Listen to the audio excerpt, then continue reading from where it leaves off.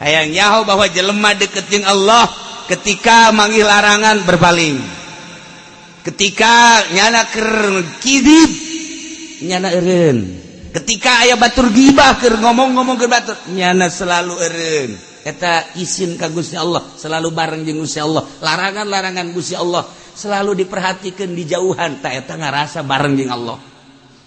Tinggal kitu bae eta mah. Geus, lamun masih kene jelalatan, keranjang matana. Oh, jauh. Jauh. Komo masih kene weaan. Tamag rombongan jurig sama kos kitu. Haji tinggal haji jurig sama kos kitu. Jurig sama kos kitu. Arese. Ayang bareng jeung Allah. Atrati wa bial ibadamu takidi minum usara wa minum duriju bidamin makana hadza jazai nasatu lakum an tukhlifuni bisuin fi dhawi rahimi wa innallaha ma'al mu'minin. Saenyana Gusti Allah mah babarengan jeung jelema nu marumin. Urang teh selalu ka mana bae ge dibarengan ku Gusti Allah, sadar atawa teu sadar. Justru ieu nu hese ge nyadarkeun diri bahwa urang selalu dibarengan ku Gusti Allah, eta nu hese ge. Urang ngaji mimiti ngaji fikih kemudian haju ke belah dieuna urang ngaji usul fikih supaya mantep can kapanggih kesadaran teh bahwa urang selalu dibarengan ku Gusti Allah. Ai ngomong mah bisa tapi ngarasakeun sehingga sadar bahwa Allah teh bareng jeung urang, kehadiran Allah teh terasa di diri urang. Ieu nu hese ketika ku urang diaji ilmu-ilmu tasawuf, Hifayatul Azkiyah ada Bidayatul Hidayah na Minhajul Abidin Ihya Hikam, diaji tinggal diaji, disurah tinggal disurah, lamun teu dilaksanakeun mah tetep bae moal aya ngerenyed saya tiga-tiga. Ieu bahasa wa innallaha ma'al mu'minin, saknyana Gusti Allah selalu bareng jeung para mukminin. Allah geus ngajelaskeun bareng jeung urang-urang mukmin ye. Tetapi karasana encan aya urang teh teu asa dibarengan ku Gusti Allah, ciri teu asa dibarengan ku Gusti Allah teu percaya urang lamun teu dagang asana teu dahar. Berarti kan urang teu percaya ka Allah bahwa Allah ngabarengan urang, padahal Allah mah sugih. Ai Allah urang percaya ka Gusti Allah, Allah maha sugih teu kudu dagang. Aya teh cenah dahar kumaha? Tah ieu eta lah pinarakaeun teh eta. Ko malamun waduh cenah urang mah bisa dahar ge pan ieu ku sebab naon kitu ngaranna digawe beuh mun teu digawe mah teu dahar geus kudu baca 2 kali syahadat. Deus ya deuk dahar kumaha teh sia mah teu boga ijazah mantak sarakola sia ku ijazah mah ngeunaheun dahar babari digawe babari teu boga ijazah mah sia geus sararese kajen ku kumaha ge moal bisa dahar sia maca 2 kali syahadat sia. Sia ada ji sih ada urang lalagaan itu taha make syariat heula sanggeusna syariat supaya karasa kehadiran Gusti Allah, ma'iyah Gusti Allah, babarengan Gusti Allah jeung urang. Kanyahoan teu kieu cenah jelema lamun boga rasa bahwa nyana dibarengan ku Allah kanyahoan ubasi nganyaho keudana babari lamun keur lempang aya awewe nyana berpaling. Eta berarti asa dibarengan ku Allah, izin ka Allah. Pan urang mah lain. Lain urang mah susuna beda jeung nu di imah. Haju bae. Kulitna keur rada lain deui jeung eta we herang. Barang ditanya jak orang Brebes tapi pun putih. Biasanya orang Brebes mah tukang endog harideung. Ieu aja putih terus we ngahayal poho leng. Eta berarti teu bareng jeung Allah, barengnya jeung nafsu. Komo lamun manggih nu ngongkok ada setik deui tolol teh coba malah ngadoa ka Gusti coba setik angkat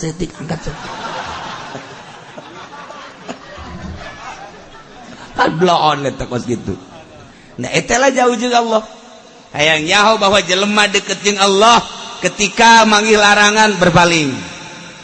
Ketika nyana keur kidib nyana eureun. Ketika aya batur gibah keur ngomong-ngomong ke batur nyana selalu eureun. Eta izin ka Gusti Allah, selalu bareng jeung Gusti Allah. Larangan-larangan Gusti Allah selalu diperhatikan di jauhan, ta eta ngarasa bareng jeung Allah. Tinggal kitu bae eta mah. Geus, lamun masih kene jelalatan, keranjang matana. Wow, jauh. Jauh. Komo masih kene weaan. Tamah rombongan jurig sama kos kitu. Haji tinggal haji jurig sama kos kitu. Jurig sama kos kitu. Arese. Hayang bareng jeung Allah teh. Allah lah ngajelaskeun wa innallaha ma'al mu'minin. Saengnya make inna huruf taukid cek ngaji amil. Komo di alfiah berarti ulah cangcaya deui, ulah mangmang deui. Yakinkeun sayakin nyana Gusti Allah selalu bareng jeung para mukminin. Tapi teu karasa. Teu asa dibarengan ku Gusti Allah. Nu mantak teu dikarasa dibarengan ku Gusti Allah lantaran urangna encan pernah ngawauhan Gusti Allah. Atuh lamun jelema teu wau bakal teu cinta, lamun teu cinta atuh bakal moal mantep. Timbulna cinta itu adalah dari mata turun ke hati. Mata turun ke hati. Kajaokeun heula ku urang Gusti Allah teh sifat nu wajib di Gusti Allah, nu mustahil di Gusti Allah, nu jaiz di Gusti Allah. Waukeun melalui sifat-sifat tersebut. Kabelah dieuna urang waukeun Gusti Allah secara khusus. Gusti Allah teh hiji dina zat teh hiji dina asmana hiji dina sifat teh hiji dina afalna. Setelah kurang dikanyaokeun beuki wau urang ka Gusti Allah ke waukeun heula ka diri urang waukeun ka diri urang mah horenganan makhluk ai makhluk mah horeng aya khaliq anu nyieunna Allah wau tak ka urang khaliq horeng aya khaliq urang makhluk horeng aya khaliq urang nyaho ka diri urang bahwa diri urang mah dhaif horenganan nyaho tak ka Allah anu maha kawasa. Nyaho ka diri urang horeng ku diri urang mas sapira urang aya awalna jeung aya akhirna nyaho bahwa Allah mala awwala lahu wala akhirah. Man arafa nafsah arafa rabbah. Kajahokeun heula melalui pengetahuan diri bakal nyaho engke ka Gusti Allah. Tuluy ku urang teh diteruskeun melalui tafakur, melalui zikir, melalui riyadhah, melalui mujahadah, melalui muhasabah sesuai jeung aturan-aturanana. Terus ku urang teh spesifikna diperhatikeun menuju ka Gusti Allah.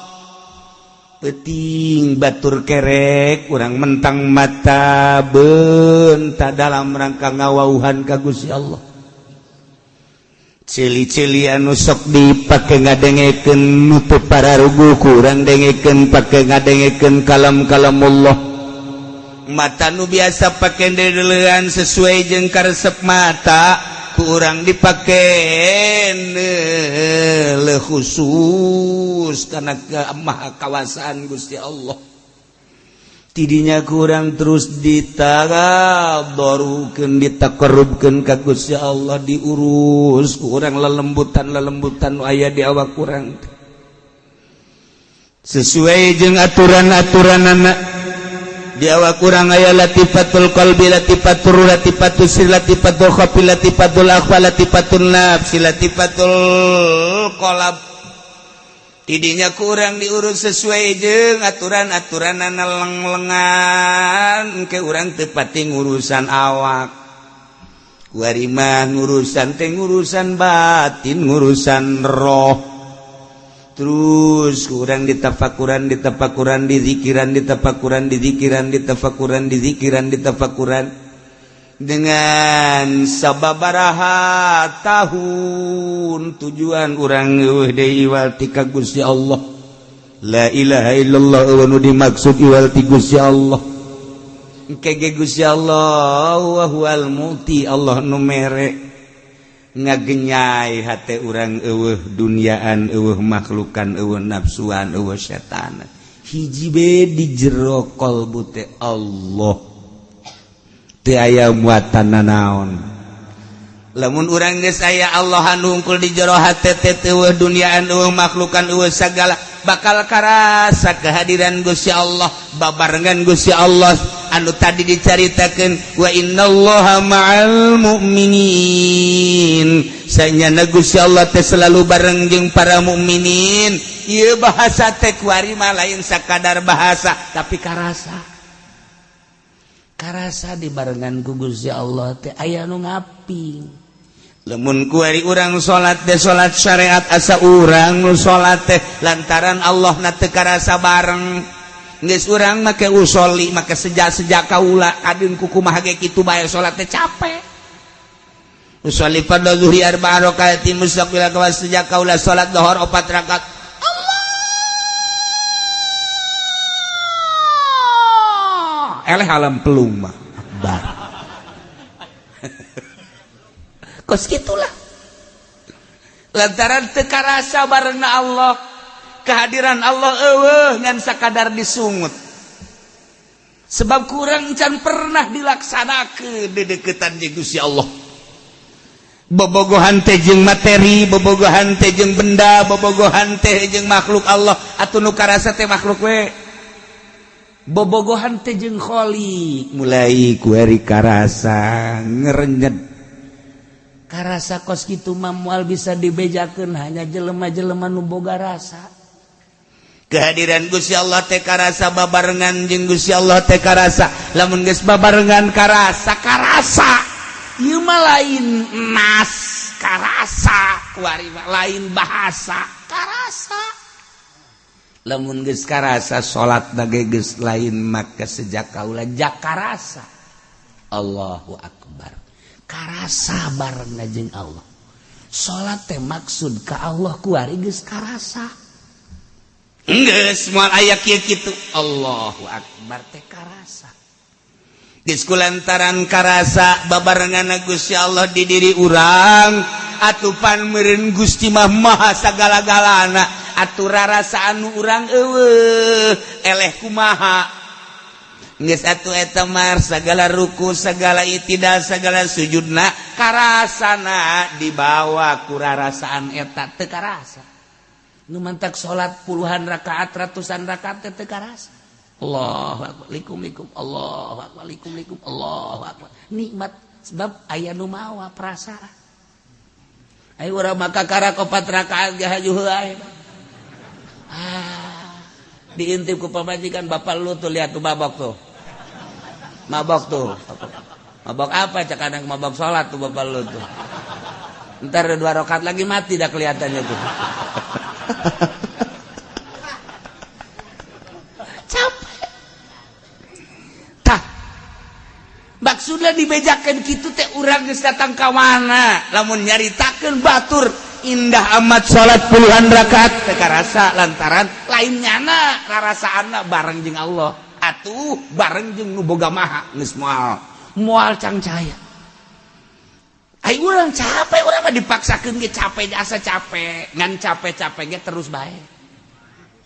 Terus daripada aing mah salat capek eureun lah cek nya teh. Capek salat. Aing mah ngadaguan Allah bae geus ka aing coba mawaan tah henteu tuh moal. Usaha henteu hayang kos kitu tungtuna mah mikung. Engke ngomongna genjang naon salat di situ kos itu. Sosalatan mah kos kitu. Tuh salat wasi mah wali. Sia salat henteu. Wa idzallaha ma'al mu'minin. Sanyana Allah babarengan jeung para mukminin. Ketika Allah babarengan jeung mukmin eueuh kasieun, saha nu dihareupan eueuh kasieun japaya ge bareng jeung Allah. di harapan ku urang polisi sapira polisi sarua jeung ngaharepan kutil cek walima nanaonan sok jeung sadeui Tito lawan Tito sadeui leuwih ti Tito saha saluhureun Tito saluhureun ti Jokowi mah presiden sia mah aing bodoh dibawa bodoh ku sia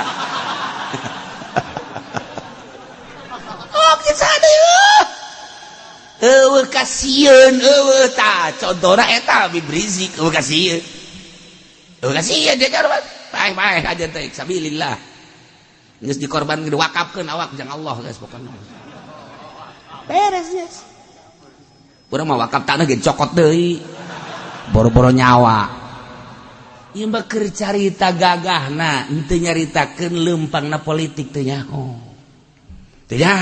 ieu keur carita gagahna di negara urang aya nu gagah geus setitik sakitu aya keneh nu sejen gegara can mararuncul atuh aya nu kuari tararapa keneh di Gunung Karang emang teu gagah ujianana ditunjuk doang kunyana kaluar seuneu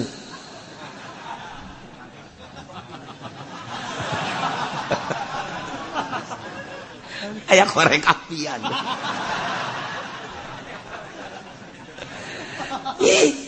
emang kumaha kitu lamun Cirebon geus turun Banten geus turun maaf acak-acakan ieu negara Masya Allah bahkan gedena Banten teh dicekel ku para wali Allah tenar dengan Kesultanan Banten cuman inggisna kieu Dukukula geus dicaritakeun aya angin, aya cai di Banten teh, aya pasir, batu berarti ieulah alat-alat jang perang. Nu nundukeunana hanya wali-wali Allah.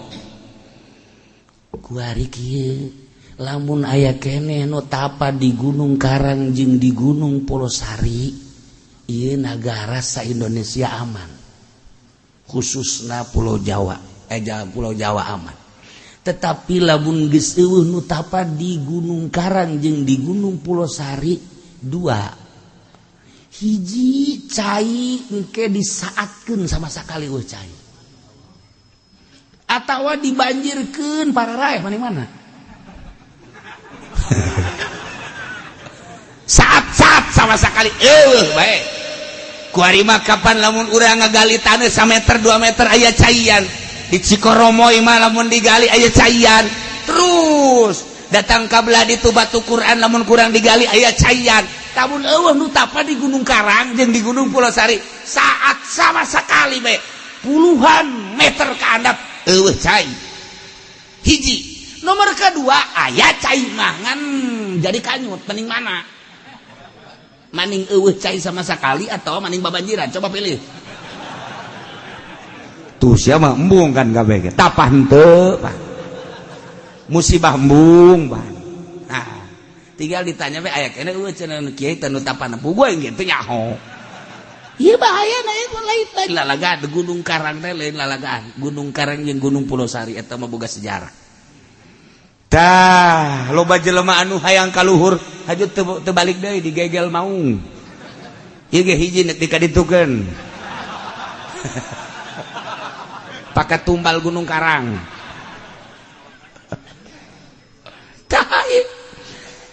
lamun geus karasa barengna Gusti Allah moal aya kasieun kajen kumaha ge sakumaha barengna Kangjeng jeung Gusti Allah sakumaha barengna para sahabat jeung Gusti Allah karasa babarengana saeutik eueuh kasieun saeutikan ge lantaran dibantu ku bantuan Allah melalui malaikat. Nah, hanya seperti itulah mukminin ketika perang jeung kafirin. Teu pernah seimbang perang mukminin jeung kafirin teh dina kuantitas jeung dina kamutahiran alat perang teu pernah seimbang. Selalu eleh. Zaman Belanda apa nu dibogaan kurang naon atuh. Nu dibogaan kurang naon. Ti ditu mah murtil geus aya, teh baja geus aya. Dereden gaya dereden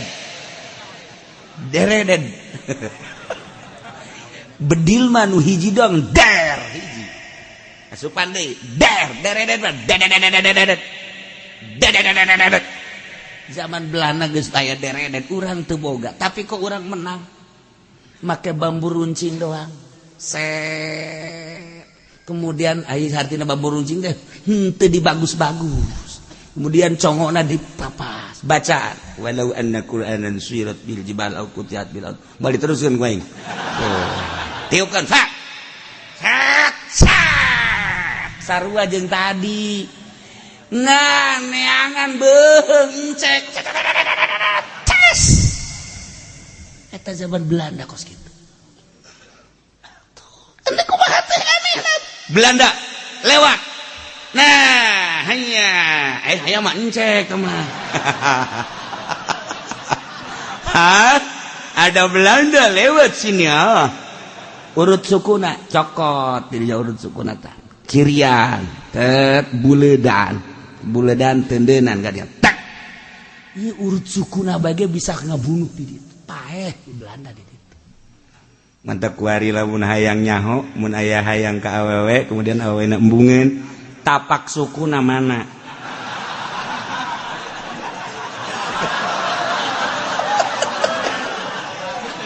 tapak sukuna tah ieu tapak sukuna nah mulai garit telah di bismillahirrahmanirrahim 9 kali ulah napas set ini garit di 9 kali ulah napas set tapak jalakan berarti kan nah tendenan di tengahna a'udzubillahi minasyaitonirrajim bismillahirrahmanirrahim idz qala yusuf tenden kadinya set ujiana Kang Pen di mana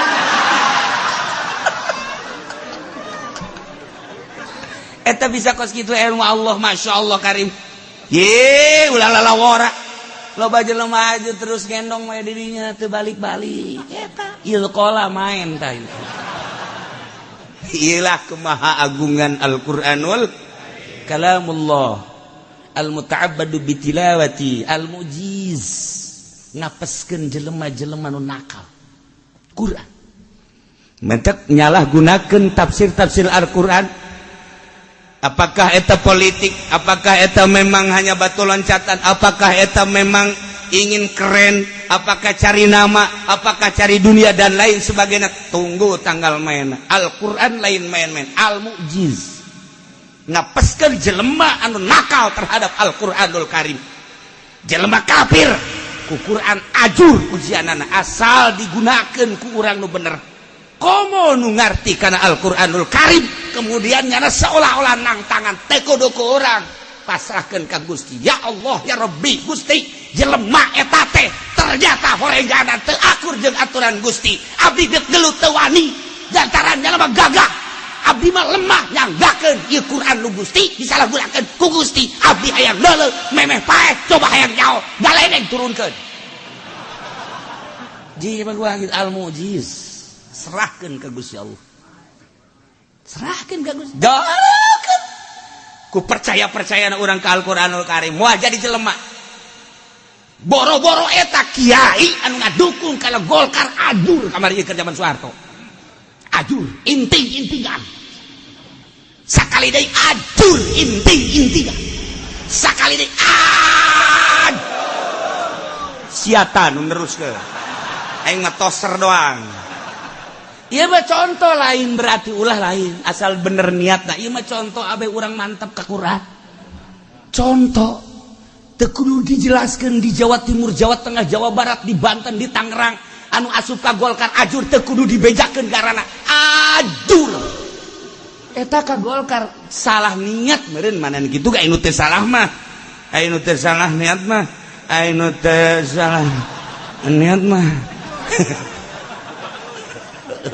maksud ji ajur takabur aya di nyana gede hulu aya di nyana teu meunang kapanggih jeung jelema anu bener haju ngomongkeun bae nyana acak-acakan pondok tinggal pondok 2 tingkat diganti ku ayam jago ayam potong ayam ternak teu karasakan kunya ieu mah salah satu contoh lain naon supaya urang yakin ka Al-Qur'an sih ade komo nyalahgunakeun ih kurang memuringkak bulu sih ade cenah ieu mah urusan politik leg-leg Gus ya politik itu ya politik aing nyahona Quran salah ngagunakeun jeung salah tafsiran titik geus beres urusan sia politik urusan sia aing mah aing engke di nerakana sia aing mah aing sorga ke pacara babagi aing mah babagi bae ku keyakinan aing tah mah ya aing geus yakin los lag-lag sia keyakinan beres ti ngadukung Golkar nu salah bae ge niatna kos kitu atuh kok melegal Quran tinggal didelekeun bulan tahun deuleu kulama dengan keyakinan sebab Al-Quran teh kalamullah lain bahasa al-muta'abbadu bitilawati dibaca hiji huruf kudu teu nyahona naon bae dibayar 10 teu nyahona naon teh mah geus beuh lamun nyaho dibayarna 100 200 sampai 700 sampai nyaho kana rahasia Al-Quran cak Gusti Allah geus ulah kudu nyaho aing langsung bayarna bisa hiber sia di dunia keneh bisa hiber teu saeutik para wali Allah nu hiber ka Mekah di Mekah teu bisa balik deui ka dia lantaran bar di dia ka Mekah mah wali keneh barang datang ke Mekah dipocot ka walianana tetep bisa ka dia emang aya nu kitu iya tuh meureun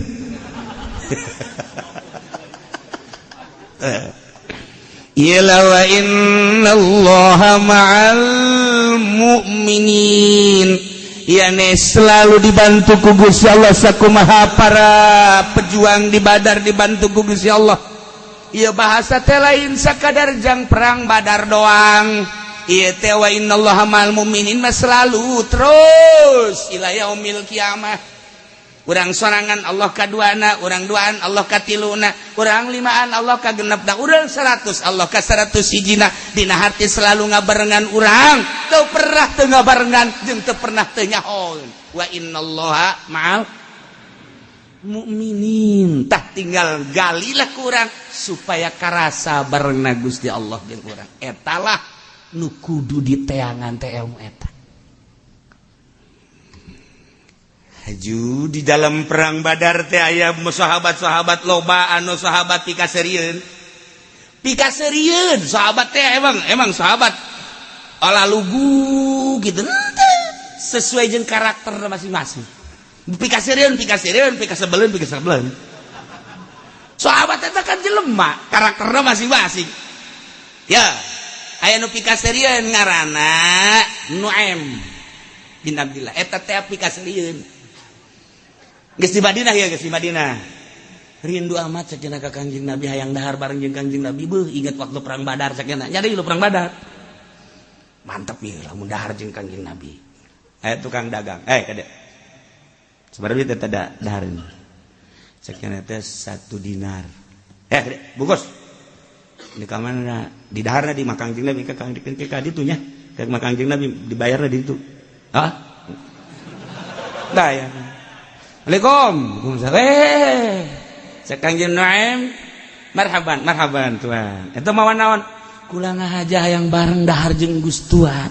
Geus lila sana rindu jasa teu dahar jeung tuan. Ieu alhamdulillah. Ayo dahar bareng teh. Geus beres dahar trojol pan eta nu bogana. Waalaikumsalam. Cek Kangjeng Nabi saya eta nu boga dahar. Pan. Cek Kangjeng kumaha? Kula teh teu boga duit jeung teu boga dahareun tapi hayang dahar bareng jeung tuan rindu jasa haju eta pedagangna ieu mah puari mah geus dahar jeung tuan kula bunga tinggal tuan nu mayar pareta pikaseureun pikasebeleun cek Kangjeng Nabi teh aya sida umat ye sia tuh cek Kangjeng Nabi ulah dikitu-kitu ieu karakterna nya nama hiji karakterna nomor kadua jana perang Badar milu amankeun Umar cek sidina Umar aya keneh atuh milu deui di ditu keur carita lalagaanan emang kumaha kitu Badar teh lain lalaga lain leutik-leutik naon kitu ngaranna riwayat kapikasirieun aya keneh nu em keneh tiluan nyana em jeung Abdullah jeung Abu Bakar nah kieu cek nyana teh dijual we kitu gue ngisi luloh ya pikiranna kos kitu ya lho mah jual gue Kajun kuku mah ge leos banyak. Aya sahabat sugih. Aing boga abid, tapi nya nama teu daekna ku abid. Jadi dijual ngan nya mah teu daekna ku abid, lamun di abid-abid teu daekeun. Tapi nu jelas nama abid. Ngan lamun di nyebut abid embung. Geus ti dituna bae teh kos kitu. Nya ku aing dijual. Seberit, sekian. Jadi set. Mana abidna? Yuk. Nya jauh tuh itu. Langsung kudu meuli teh di talian. Nah naon dia? Ye geus dibeli sia. Emang naon dia? Ieu abid. Ih kula mah lain abid. Ah nyaho adat sia mah. Pilok dek disebut abid sia mah. Geus sok di tali. Ih naon teu lain naon geus dibeli sia mah gitu. Kula mah lain abid. Ih cak nu bogana ge emang sia mah tilok nyebut abid.